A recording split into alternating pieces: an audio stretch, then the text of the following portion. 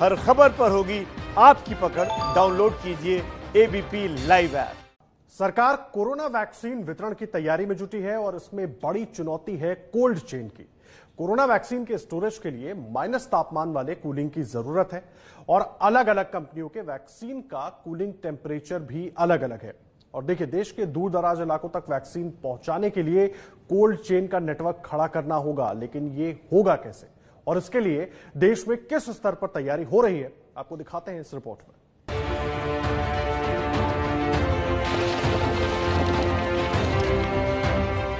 Corona को हराने में सबसे अहम रोल निभाएगी कोल्ड चेन। देश के दूर दराज इलाकों तक वैक्सीन ले जाएगी ये कोल्ड चेन। 130 करोड़ से ज्यादा आबादी तक वैक्सीन पहुंचाने का एकमात्र जरिया कोल्ड चेन ही होगा। लेकिन ये कैसे होगा, किस पैमाने पर होगा? देश के कोने कोने तक कोरोना वैक्सीन के लिए कोल्ड चेन का ढांचा खड़ा करना सरकार के लिए एक बड़ी चुनौती है। हमें कितनी अतिरिक्त कोल्ड स्टोरेज की जरूरत रहेगी? मुझे लगता है कि राज्यों ने इस पर अभी बल देकर के व्यवस्थाएं खड़ी कर देना शुरू कर देना चाहिए। कहां कहां संभव हो गए, उसके पैरामीटर्स क्या हो गए, उस पर हमें यहां से सूचनाएं तो डिपार्टमेंट को चली गई है, लेकिन इसको अब इम्प्लीमेंट करने के हमने रेडी रखना पड़ेगा और जरूरत पड़ी तो अतिरिक्त सप्लाई भी सुनिश्चित की जाएगी। भारत ही नहीं, दुनिया के दूसरे मुल्कों में भी कोरोना वैक्सीन के लिए कोल्ड चेन बनाने की तैयारी शुरू हो चुकी है। हम इस तैयारी की पड़ताल करेंगे, लेकिन इससे पहले हम आपको बता दें कि कोरोना वैक्सीन के लिए कोल्ड चेन का होना कितना जरूरी है। कोरोना वैक्सीन को तापमान नियंत्रित भंडारण में रखना जरूरी है। वैक्सीन को लोगों तक पहुंचाने के दौरान उसे निश्चित तापमान पर सुरक्षित रखना होगा। ये जोखिम इसलिए भी ज्यादा है क्योंकि अलग कंपनियों की वैक्सीन को अलग अलग तापमान पर रखने की जरूरत है। फाइजर वैक्सीन को -70 डिग्री तापमान पर स्टोरेज और ट्रांसपोर्ट करना होगा।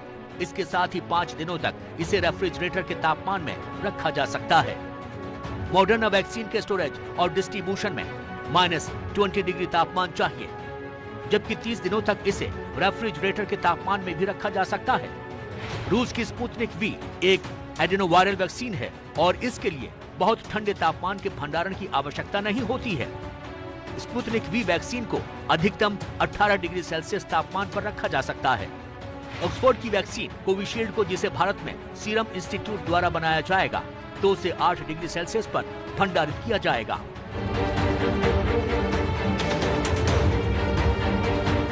जाहिर है, कोरोना वैक्सीन को सुरक्षित रखने के लिए फ्रीजिंग की जरूरत होगी।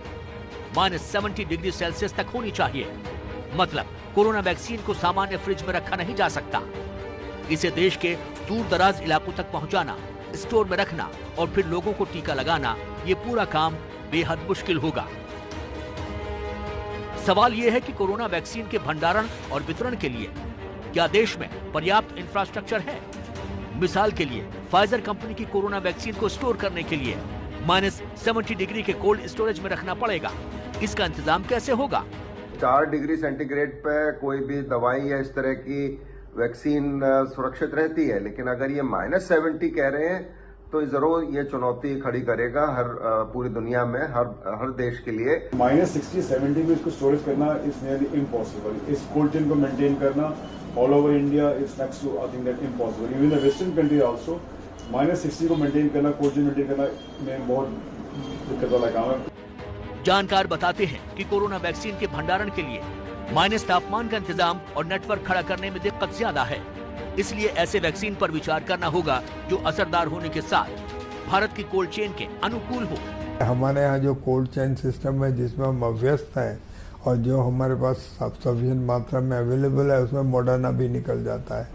तो हमारे पास रह जाता है ऑक्सफोर्ड, रह जाता है जो सीरम इंस्टीट्यूट बना रही है, या रह जाता है जो भारत बायोटेक बना रही है, जो होल वायरस एटेन्यूएटेड वैक्सीन है।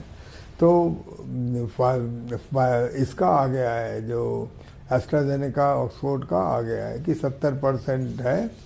अगर बराबर का डोज दिया जाए और लो डोज हाई डोज दिया जाए तो 95% के आसपास आती है। It average out to around 70-75%। कोई भारत की बनी हुई अपनी वैक्सीन है, जैसे कि अभी एक वैक्सीन का ट्रायल चल रहा है कोवैक्सीन का, उसमें आईसीएमआर और भारत सरकार के सहयोग से पूरा ट्रायल चल रहा है। एनआईवी पुणे ने उसका वायरस आइसोलेट किया है, भारत बायोटेक उसको बना रहा है। तो अगर कोई इस प्रकार की वैक्सीन आती है जिसमें भारत की टेक्नोलॉजी है, भारत में ही आइसोलेट किया गया है, भारत में ही बना रहे हैं, तो मुझे लगता है कि वो ज़्यादा अच्छी सिद्ध होगी, क्योंकि उसकी जो कॉस्ट फैक्टर है वो अच्छा होगा। लेकिन अभी किसी भी चीज़ को कहना थोड़ी सी जल्दबाजी होगी, क्योंकि जब तक हम साइंटिफिक डाटा उसकी इफिकेसी पे नहीं देख लेते हैं तब तक कोई बात बता पाना मुश्किल है। देश में कौन सी कोरोना वैक्सीन लोगों को दी जाएगी, इसके चयन में कीमत के साथ तापमान एक बड़ा फैक्टर है। लोगों तक वैक्सीन पहुंचे, इसके लिए उसका सुरक्षित रहना भी जरूरी है। कोल्ड चेन में 2.8 डिग्री सेल्सियस से -70 डिग्री तक के तापमान की जरूरत होगी। इसके लिए आधुनिक मशीन लगानी होंगी। दूर दराज इलाकों के लिए मोबाइल कोल्ड रूम का इंतजाम करना होगा। एक रिपोर्ट के मुताबिक दुनिया के करीब 300 करोड़ लोग कोल्ड चेन की सुविधा से दूर हैं। इनमें गरीब मुल्कों के लोग ज्यादा हैं, जहां वैक्सीन के लिए तापमान नियंत्रण भंडारण का पूरा इंतजाम नहीं किया जा सका। भारत टीकाकरण में सबसे अव्वल है। कोल्ड चेन की क्षमता 4 करोड़ टन है। इसकी पहुंच 80 लाख जगहों तक है। जाहिर है टीकाकरण के इस अनुभव का फायदा भारत को मिलेगा। देश के कई राज्यों में कोरोना वैक्सीन के भंडारण और वितरण की तैयारी कैसी चल रही है, ये जानने के लिए सबसे पहले हम आपको ले चलते हैं दिल्ली के राजीव गांधी सुपर स्पेशलिटी अस्पताल में। राष्ट्रीय राजधानी दिल्ली के राजीव गांधी सुपर स्पेशलिटी अस्पताल में इस वक्त हमारी मौजूदगी, और यहाँ पर अस्पताल से हटकर एक ब्लॉक है जो पहले फ्लू कॉर्नर हुआ करता था, उसको दिल्ली सरकार ने मांगा है अस्पताल से। इसलिए मांगा है क्योंकि यहाँ पर कोविड-19 की वैक्सीन को स्टोर किया जाए। ये है ग्राउंड फ्लोर। दिल्ली सरकार की तरफ से 15 दिन पहले निरीक्षण किया गया था इस ब्लॉक का, जिसके बाद अस्पताल से ये ब्लॉक जो है मांगा गया था। हालांकि अभी सिर्फ ग्राउंड फ्लोर और फर्स्ट फ्लोर जो है सरकार को दिया गया है। राजीव गांधी सुपर स्पेशलिटी अस्पताल में कोरोना वैक्सीन के स्टोरेज के लिए बड़े बड़े डीप फ्रीजर्स लगाए जाएंगे। यहाँ तापमान के हिसाब से -70 डिग्री, -40 डिग्री और 2 से 8 डिग्री तक का डीप फ्रीजर लगाया जाएगा। आइए आपको लेके चलते हैं अब सीधे सीढ़ियों के जरिए, आपको फर्स्ट फ्लोर पर दिखाते हैं कैसे कोविड-19 की वैक्सीन वहां पर स्टोर की जाएगी। ये पूरा फर्स्ट फ्लोर है, चारों तरफ कमरे बने हुए हैं। कोविड-19 की जो वैक्सीन है वो यहीं पर स्टोर की जाएगी, यानी कि स्टोरेज फैसिलिटी जो है कोविड-19 वैक्सीन की वो यहीं दिल्ली के Rajiv Gandhi super speciality hospital के ब्लॉक में की जाएगी। टीम आई थी सेंट्रल गवर्नमेंट से, they came here, they surveyed the place, पूरी जगह को अच्छे से देखा। और क्योंकि हमें एक ऐसी जगह चाहिए जहाँ पे पेशेंट्स का आना जाना कम से कम हो, तो एक सेक्लूडेड सी जगह में यूटिलिटी ब्लॉक है उसे लिया गया है, and we have allotted the ground and first floor to them. बहुत बड़ी जगह है, and now maybe in a day or 2 वो लोग अपना इलेक्ट्रिकल और सिविल वर्क भी स्टार्ट कर देंगे, और फिर वहाँ पे कोविड वैक्सीन के लिए एक स्टोरेज स्पेस बनेगा। राजीव गांधी अस्पताल दिल्ली के कोल्ड चेन की अहम कड़ी होगी। यहाँ से दिल्ली के अलग अलग इलाकों में वैक्सीन पहुँचाई जाएगी। कुछ ऐसी ही तैयारी यूपी में शुरू हो चुकी है। कोरोना वैक्सीन का इंतजार खत्म होने वाला है, और इस बीच में सरकारों ने वैक्सीन को रखने की तैयारी भी शुरू कर दी है। मैं उत्तर प्रदेश की राजधानी लखनऊ में मौजूद हूं, और लखनऊ में डिस्ट्रिक्ट इम्यूनिटी अफसर के दफ्तर के ठीक बगल में एक खाली इमारत थी, जिस इमारत को सरकार ने डिस्ट्रिक्ट इम्यूनिटी अफसर को दिया है, और इसी इमारत में कोरोना वैक्सीन रखने का इंतजाम किया जाएगा। लखनऊ के ऐशबाग इलाके में अर्बन CHC में कोरोना वैक्सीन स्टोर बनाने का काम शुरू हो चुका है। एक पुरानी इमारत को डिस्ट्रिक्ट इम्यूनिटी ऑफिसर को सौंप दिया गया है। इस इमारत को चमकाया जा रहा है। पुरानी हो चुकी ILR यानी आइस लाइन रेफ्रिजरेटर और डीप फ्रीजर पड़ा था, लेकिन अब इसे बेचने की तैयारी हो रही है। वैक्सीन के स्टोरेज के लिए नई ILR और डीप फ्रीजर लगाया जाएगा। ILR में कोरोना वैक्सीन रखकर उसका टेम्परेचर मेंटेन रखा जाएगा। वहीं डीप फ्रीजर में आइस पैक तैयार किए जाएंगे, ताकि वैक्सीन को कहीं भी भेजना हो तो वो इन आइस पैक्स में भेजे जा सके। यहाँ तो मान लीजिए आपको ये कमरा मिल गया, या बाकी कमरे वैक्सीनेशन के लिए हो गए। जो सिरिंजेस होंगे या बाकी जो लॉजिस्टिक्स की चीज़ें होंगी वो सब रखने की भी अरेंजमेंट यहाँ पे की है। जी हाँ, इसके लिए जो है हमारे पास अन्य जगहें भी हैं, और आप ये देख रहे हैं पर्याप्त जगहें हैं। हाँ, जिसमें ये कमरा भी दिख रहा है, बीच में गैलरी दिखी आपको, लॉन्च दिखा, और इन्हीं कमरों में जो है वो हम logistics, vaccine carrier, deep freezer, ILR ये रखेंगे। कोरोना वैक्सीनेशन के लिए बिल्कुल अलग स्थान ये चिन्हित किया गया है और जिसको हम रिनोवेट कराएंगे और इसमें जो है रिनोवेशन के बाद जो है ये 15 दिसंबर की डेडलाइन है और उसके पहले ही मुझे ये लगता है कि ये 5-6 दिसंबर तक ही हम इसको पूरी तरीके से तैयार कर लेंगे। यूपी में महिलाओं और बच्चों के टीकाकरण के लिए हर जिले में वैक्सीन स्टोर और कोल्ड चेन सेंटर पहले बने हुए हैं, लेकिन इनमें सामान्य टीकाकरण से जुड़ी वैक्सीन रखने की ही क्षमता होती है।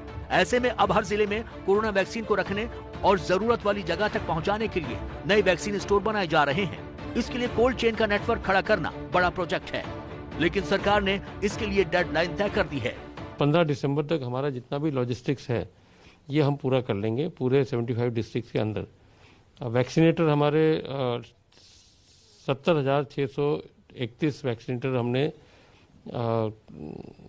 ANM के रूप में, LT के रूप में, फार्मासिस्ट के रूप में इसको चिन्हित कर दिया। 2 राउंड उनका जूम के माध्यम से ट्रेनिंग भी हो चुका है और जब वो समय आएगा तो उनको फिर और आवश्यकता पड़ी तो और हम रख लेंगे।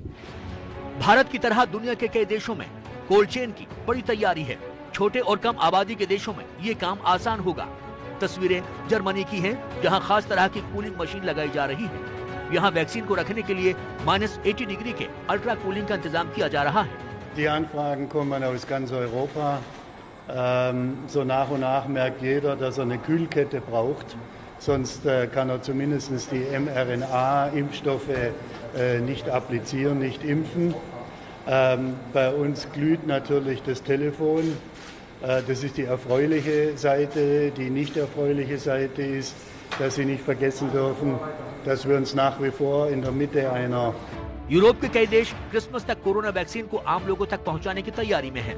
वहीं भारत में पीएम मोदी की वैक्सीन यात्रा के बाद सीरम इंस्टीट्यूट ने ये खुशखबरी दी है कि वो 2 हफ्ते में इमरजेंसी अप्रूवल के लिए आवेदन करेगी। मोदी कल वाराणसी के दौरे पर जाएंगे और मोदी इस दौरान कई कार्यक्रमों में शामिल होंगे। ये तस्वीरें हम आपको दिखा रहे हैं, ये आज उन कार्यक्रमों की तैयारी हो रही है जहां पर लेजर लाइट शो भी होगा और कई नई चीजों का उद्घाटन भी करेंगे। लेकिन इस बार सबसे ज्यादा जो चर्चा है वो देव दीपावली का मौका है और इस महोत्सव पर गंगा घाट पर लाखों दियों की रोशनी तो होगी, साथ ही साथ लेजर शो का भी इंतजाम किया गया है। और पीएम मोदी के दौरे से पहले वहां पर क्या तैयारियां हैं वो भी आपको बताते हैं। मैं राजा तालाब इलाके में मौजूद हूं और यहीं पर प्रधानमंत्री का पहला कार्यक्रम होना है, जहां पर प्रधानमंत्री वाराणसी को प्रयागराज से जोड़ने वाले हाईवे के 6 लेन चौड़ीकरण के योजना का लोकार्पण करेंगे। यह 73 किलोमीटर लंबी सड़क 2447 करोड़ की लागत से बनी है और यहां आप देखिए मंच पर तमाम तरह से तैयारियां चल रही हैं। यहां पर मंच पर प्रधानमंत्री के साथ साथ मुख्यमंत्री योगी आदित्यनाथ और केंद्रीय सड़क और परिवहन मंत्री नितिन गडकरी भी मौजूद होंगे। आप देखिए मंच के बिल्कुल दाहिनी तरफ कारीगर बैठे हुए हैं और ये फूलों से जो मंच सजाया जा रहा है उसकी तैयारी में लगे हुए हैं। तो प्रधानमंत्री के आगमन की यहाँ पर भव्य तैयारी है। 2014 के लोकसभा चुनाव जीतने के बाद प्रधानमंत्री नरेंद्र मोदी जब वाराणसी आए थे तो उन्होंने कहा था कि न मुझे किसी ने भेजा है न मैं यहाँ आया हूँ, मुझे गंगा माँ ने बुलाया है। और इसी गंगा माँ के तट पर प्रधानमंत्री अपने आगमन पर वाराणसी के 84 घाटों को देखेंगे और बिल्कुल सामने ये जो चेत सिंह घाट दिखाई दे रहा है ये वही चेत सिंह घाट है जहां पर लेजर शो का आयोजन होगा। आप देखिए तमाम सारे सुरक्षाकर्मी और लेजर तकनीक से जुड़े हुए जो लोग हैं वो मौजूद हैं और इसी घाट पर लेजर शो होगा। इसके अलावा जो बाकी घाट हैं इन सारे घाटों पर करीब 15 लाख दिए जलाए जाएंगे। तो भव्य तैयारी है इस बार दीपोत्सव में। हालांकि लोग कम होंगे क्योंकि हर बार जो देव दीपावली होती है उस मौके पर लाखों की संख्या में लोग वाराणसी आते हैं, लेकिन इस बार कोरोना की वजह से रेस्ट्रिक्शंस हैं, बहुत सारे लोगों को यहाँ आना नहीं मिलेगा। लेकिन फिर भी जो देव दीपावली का कार्यक्रम है वो भव्य हो, इसकी पूरी व्यवस्था की जा चुकी है। देखिए गंगा घाट पर 11 लाख दीप जलाए जाएंगे। बीजेपी के कार्यकर्ता भी तैयारी कर रहे हैं, खासकर मुस्लिम कार्यकर्ताओं में भी मोदी के दौरे को लेकर उत्सुकता है। और साथ ही आपको बता दें कि थोड़ी देर के बाद जब इसी घाट पर लेजर शो होगा, लेजर लाइटें जलेंगी, तो वो भी हम आपको एबीपी न्यूज पर दिखाएंगे।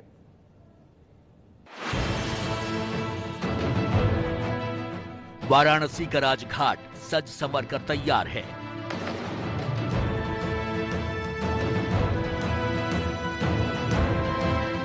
गंगा के किनारे घाटों पर सजावट की गई है और बीच में एक बड़ा मंच बनाया गया है जहां पर कल प्रधानमंत्री नरेंद्र मोदी दीप जलाकर देव दीपावली महोत्सव की शुरुआत करेंगे। इस दौरान गंगा के घाटों को 11 लाख से भी ज्यादा दियों की रोशनी से रोशन किया जाएगा।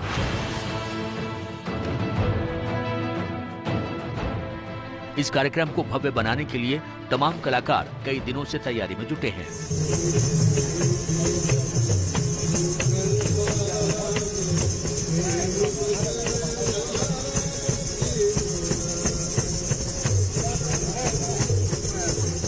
पीएम मोदी के वाराणसी दौरे को लेकर पूरे शहर में भी खास इंतजाम किए गए हैं और चप्पे चप्पे पर सुरक्षा बलों की तैनाती की गई है। देव दीपावली के मौके पर पीएम मोदी 6 घंटे 40 मिनट तक अपने संसदीय क्षेत्र वाराणसी में रहेंगे और इस दौरान कई कार्यक्रमों में शिरकत करेंगे। सबसे पहले मोदी NH-19 वाराणसी प्रयागराज की 6 लेन सड़क परियोजना का उद्घाटन करेंगे। इसके बाद काशी विश्वनाथ कॉरिडोर के काम का जायजा लेंगे और फिर पीएम मोदी राजघाट के दीपोत्सव कार्यक्रम में शामिल होंगे। पीएम मोदी सारनाथ भी जाएंगे और यहां लाइट और लेजर शो देखेंगे। देव दीपावली पर पीएम मोदी के इस दौरे को लेकर बीजेपी कार्यकर्ताओं में खासा उत्साह है। ये तस्वीरें वाराणसी के बीजेपी अल्पसंख्यक मोर्चे के कार्यकर्ता की है, जो पीएम मोदी के दौरे से पहले घर घर जा रहे हैं और लोगों से 5 दिए जलाने की अपील कर रहे हैं।